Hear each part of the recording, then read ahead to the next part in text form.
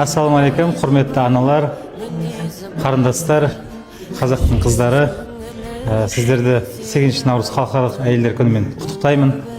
Әрқашанда өстіп біздің көз қуанышымыз болып жүре беріңіздер.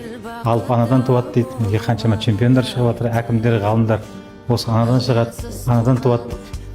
Аналарымыз аман болсын. Жұмақтың кілті ананың табанының астында деген. Аналарымыз әрқашанда аман болсын. Аналарымыз бар жерде біз бақыттымыз.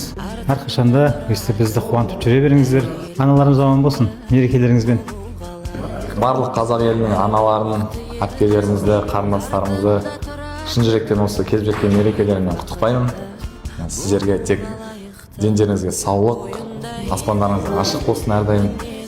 Сіздерге бар жақсылықты тілеймін. Күлімдеп, ойнап жүре беріңіздер, гүлдей жайнап жүре беріңіздер. Біз сіздерді сыйлаймыз. Құрметті анашым, сізді 8 наурыз халықаралық әйелдер күнімен шын жүректен құттықтаймын. Анашым, сізді жақсы көремін.